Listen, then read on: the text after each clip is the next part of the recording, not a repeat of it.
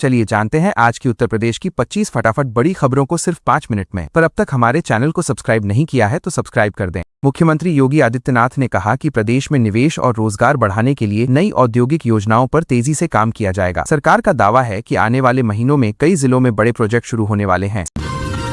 Samajwadi party प्रमुख अखिलेश यादव ने party कार्यकर्ताओं को सभी 403 सीटों पर चुनावी तैयारी मजबूत करने का निर्देश दिया। उन्होंने कहा कि जनता के मुद्दों को लेकर पार्टी लगातार प्रदेश भर में अभियान चलाएगी।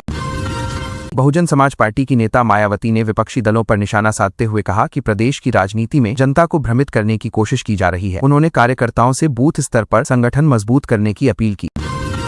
उत्तर प्रदेश की राजनीति में विधानसभा चुनाव को लेकर हलचल तेज हो गई है। कई राजनीतिक दलों ने संगठन विस्तार और जनसभाओं की तैयारी शुरू कर दी है। राजनीतिक गलियारों में समय से पहले चुनाव होने की चर्चाएं भी तेज हो रही हैं।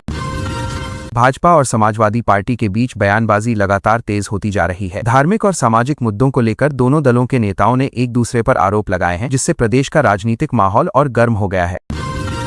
उत्तर प्रदेश के कई जिलों में भीषण गर्मी का असर लगातार बढ़ रहा है। मौसम विभाग ने लोगों को दोपहर में बाहर निकलने से बचने की सलाह दी है और प्रशासन को स्वास्थ्य सेवाएं मजबूत रखने के निर्देश दिए गए हैं।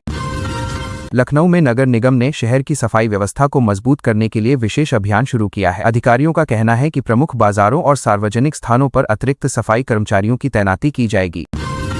वाराणसी में पर्यटन को बढ़ावा देने के लिए घाटों और प्रमुख मंदिर क्षेत्रों में सुरक्षा व्यवस्था बढ़ा दी गई है। स्थानीय प्रशासन का कहना है कि गर्मियों की छुट्टियों में पर्यटकों की संख्या तेजी से बढ़ रही है।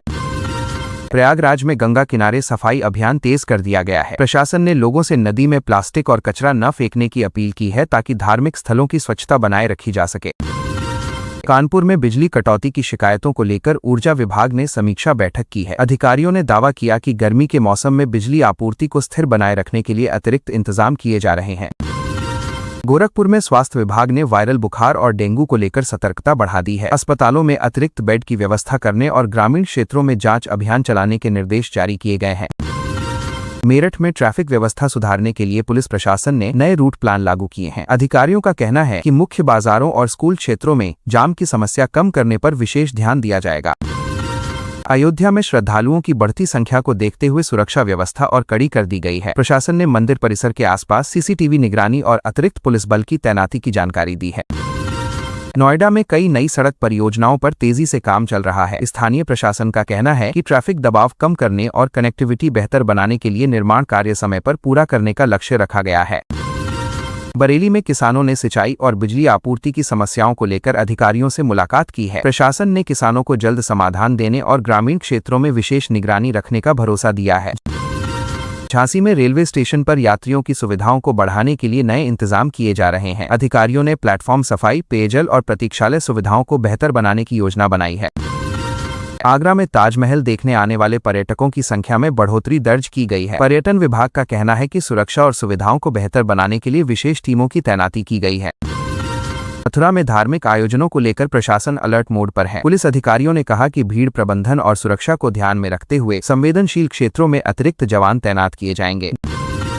गाजियाबाद में प्रदूषण नियंत्रण को लेकर नगर निगम ने विशेष अभियान चलाने की घोषणा की है। अधिकारियों का कहना है कि निर्माण स्थलों और औद्योगिक क्षेत्रों की नियमित जांच की जाएगी। सहारनपुर में शिक्षा विभाग ने सरकारी स्कूलों में सुविधाएं सुधारने के लिए नई योजना शुरू की है। स्कूलों में पेयजल, पंखे और डिजिटल शिक्षा सामग्री उपलब्ध कराने पर जोर दिया जा रहा है। अलीगढ़ में पुलिस प्रशासन ने साइबर अपराध रोकने के लिए जागरूकता अभियान शुरू किया है। लोगों को ऑनलाइन धोखाधड़ी से बचने और संदिग्ध कॉल या लिंक से सतर्क रहने की सलाह दी गई है।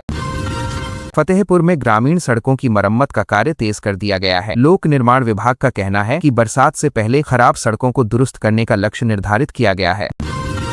मुजफ्फरनगर में मंडियों में गेहूं खरीद प्रक्रिया को लेकर अधिकारियों ने समीक्षा की है। किसानों को समय पर भुगतान और खरीद केंद्रों पर बेहतर सुविधाएं उपलब्ध कराने के निर्देश दिए गए हैं। रायबरेली में महिला सुरक्षा को लेकर पुलिस ने विशेष अभियान चलाया है। सार्वजनिक स्थानों और स्कूल कॉलेजों के आसपास गश्त बढ़ाने तथा हेल्पलाइन सेवाओं को सक्रिय रखने पर जोर दिया गया है। बलिया में जल संकट को देखते हुए प्रशासन ने कई गांवों में टैंकरों से पानी पहुंचाने की व्यवस्था शुरू की है। अधिकारियों का कहना है कि गर्मी के दौरान पेयजल आपूर्ति बनाए रखना प्राथमिकता रहेगी।